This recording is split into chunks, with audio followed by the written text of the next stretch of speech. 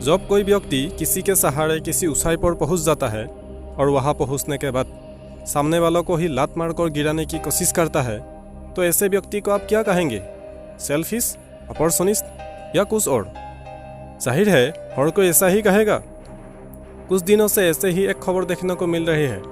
घटना कुछ ऐसा है कि ग्रेजुएशन के बाद 2010 में उत्तर प्रदेश के प्रतापगढ़ की रहने वाली ज्योति मौर्य की प्रयागराज के रहने वाले आलोक मौर्य से शादी हुई थी।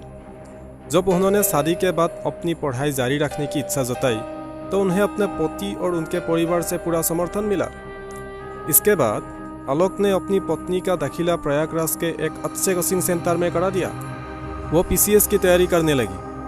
2015 में उनके जुड़वा बच्चियां हुई और उसी दिन पीसीएस का रिजल्ट भी डिक्लेयर किया गया था और पीसीएस में ज्योति का सिलेक्शन हो गया था।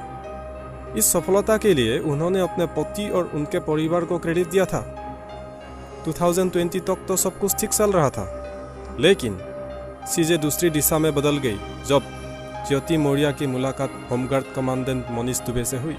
ज्योति मौर्य मनीष दुबे के करीब और आलोक से दूर जाने लगी। आलोक को अपनी पत्नी पर शक हुआ और जब उसने उसका मोबाइल चेक किया तो उसे उसके और मनीष दुबे के बीच कोई सारे सच मिली। एक वीडियो में आलोक कहता है कि ज्योति ने मीटिंग के लिए लखनऊ की कोई सारी ट्रिप्स की।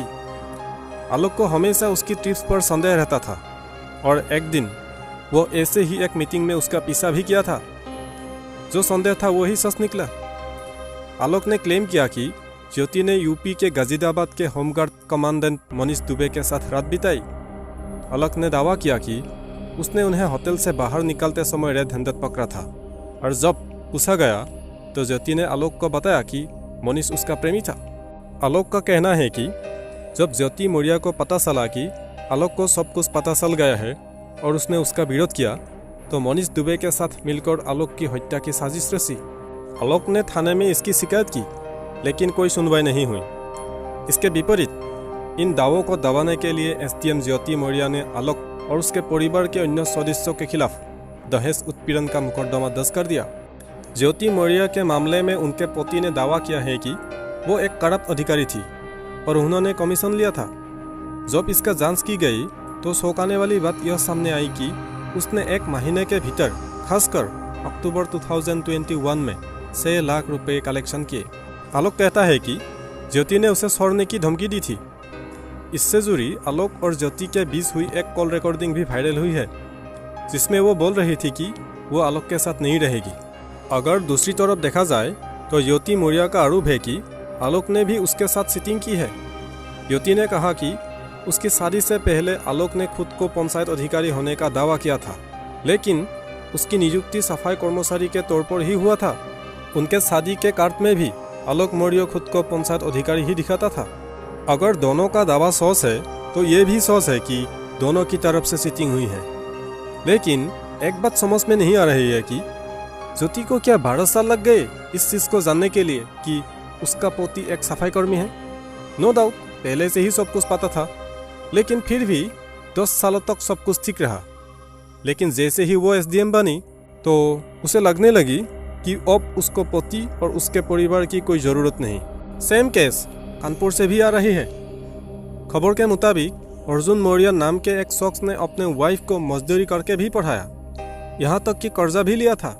और जब पत्नी को नर्स की जब लगी तो वो तलाक की बात करने लगी। यही नहीं, ऐसे और भी कोई सारे मामले सामने आ रहे हैं। असम के कोकराझार डिस्ट्रिक्ट से भी ऐसे एक मामले सामने आया है।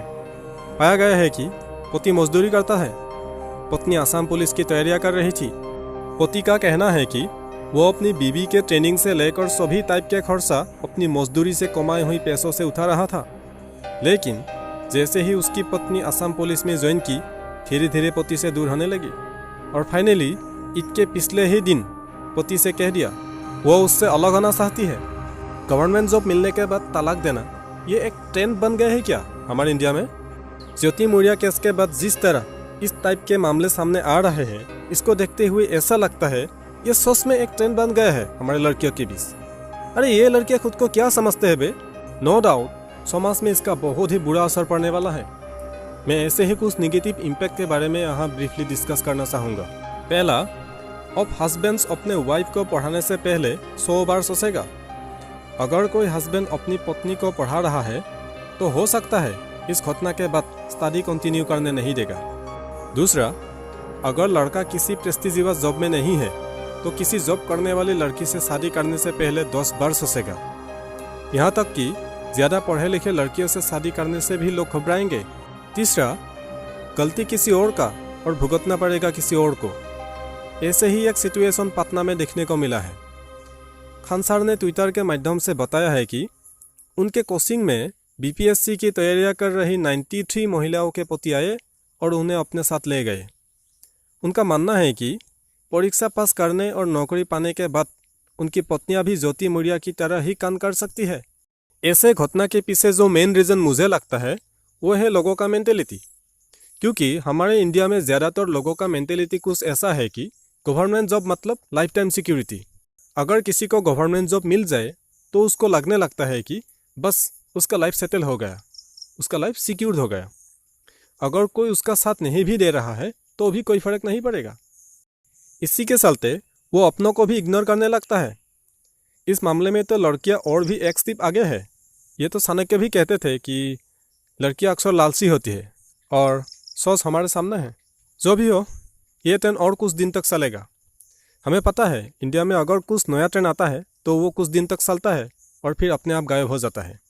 ठीक उसी तरह मैं आशा करता हूँ जिन जिन लोगों ने ये सब कांड कर रहे हैं उनको अपना गलतियाँ रियलाइज़ होंगे और अपना दिशा बदल लेंगे। Thank you.